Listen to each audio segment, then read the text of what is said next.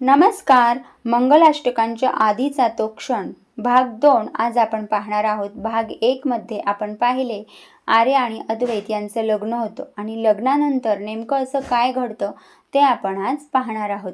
चला तर मग कथेला सुरुवात करूया. आर्या रोज थोडी थोडी मरत होती.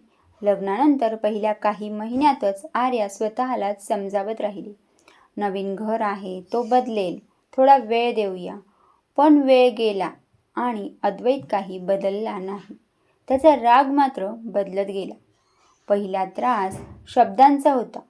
तुला काही कळत नाही किंवा तुझ्यामुळे घरात शांतता नाही. तो हसायचा, पण ते हसू टोचणारं असायचं. ती गप्प बसायची, कारण तिला शिकवलं गेलं होतं. कारण प्रत्येक मुलीला माहेरी येताना काही गोष्टी शिकवल्या जातात की उलटं बोलायचं नाही किंवा काही गोष्टी सहन करायची सवय लाव. आणि तेच आर्या करत गेली. बायकोने सहन करायचं असतं. नंतर घर कोंडायला लागलं. तिचे फोन तपासले जायचे. मैत्रिणींशी बोलणं देखील कमी केलं गेलं. आईला फोन केला तर टोमणं. आईकडे जायचं असेल तर लग्न कशाला केलंस. ती हळूहळू एकटी पडत गेली. कारण मैत्रिणींशी बोलणं नाही, माहेरीही फोन करायचा नाही, माहेरी जायचं नाही, या सगळ्या गोष्टींमुळे आर्या एकटी पडत गेली. तिसऱ्या महिन्यात पहिली वेळ त्याने तिला ढकललं आणि ती भिंतीला जाऊन आपटली. तो लगेच म्हणाला, चुकून झालं. आणि तिने स्वतःला समजावलं, हो चुकूनच. पण पुढे चुका वाढत गेल्या. कधी डबा उशिरा, तर कधी कपडे नीट नाहीत, तर कधी फक्त त्याचा मूड खराब आहे. राग आला की भांडी उडायची, आवाज चढायचा. असे एक ना अनेक कारणं होती की आर्यावर चिडणं, रागावणं आणि हात उगारणं यासाठी. छोट्या छोट्या गोष्टींवरून अद्वैत आर्यावर हात उचलू लागला की हातावरची डाग साडी खाली लपवायची. ऑफिसमध्ये विचारलं जायचं, सगळं ठीक आहे ना? तेव्हा आर्या हसायची आणि हो असं सगळ्यात मोठं खोटं ती बोलायची. रात्री ती झोपायची नाही, कारण झोपेतही तिला दचकायला व्हायचं. तो दार उघडण्याचा आवाज, त्याची पावलं आणि हृदय तिचं जोरजोरात धडधडायचं. ती खूप घाबरायची, कारण त्याचं ओरडणं आणि हात उगारणं यामुळे तिची भीती वाढली होती. ती बाथरूममध्ये जाऊन नळ सुरू ठेवायची, कारण रडायला परवानगी नव्हती. रडायला परवानगी फक्त बाथरूममध्येच होती. एक दिवस तिच्या प्रमोशनचं पत्र आलं.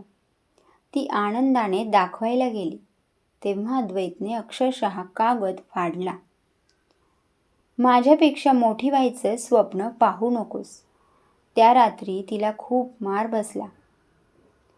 शेजाऱ्यांनी ऐकलं, पण दार उघडलं नाही, कारण त्यांचा घरगुती विषय होता. त्यानंतर आर्या बदलली. ती कमी बोलू लागली.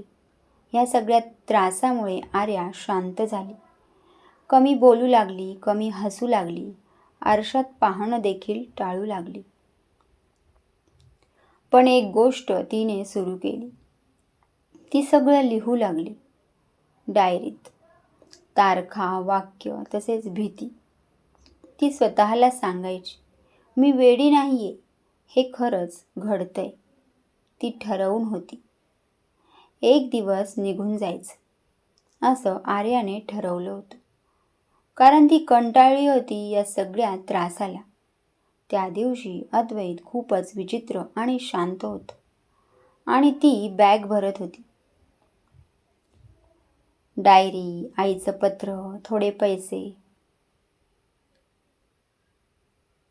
दाराजवळ येताच तो मागून म्हणाला, माझ्याशिवाय तू काहीच नाहीस. आर्याने वळून पाहिलं. पहिल्यांदाच ती खचलेली नव्हती. मी तुझ्यामुळे काहीच नव्हते, आता किमान जिवंत राहील. ती दार उघडणार आणि एक जोराचा धक्का. आर्या खाली पडली. डोकं फरशीवर. आवाज नाही, रक्त नाही, फक्त शांतता.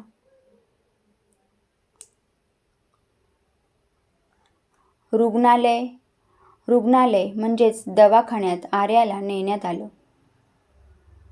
कारण डोक्याला जबरदस्त मार लागलेला होता. मेंदूला मार लागलेला होता. रुग्णालयात नेलं जातं. डॉक्टर बाहेर येतात. ती वाचली आहे, पण मेंदूला मात्र इजा झालेली आहे. ती कधीच बोलू शकणार नाही.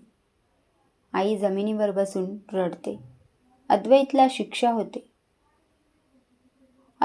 शिक्षा होते म्हणून लोक म्हणतात न्याय झाला, पण आर्याच्या खोलीत शब्द नाहीत.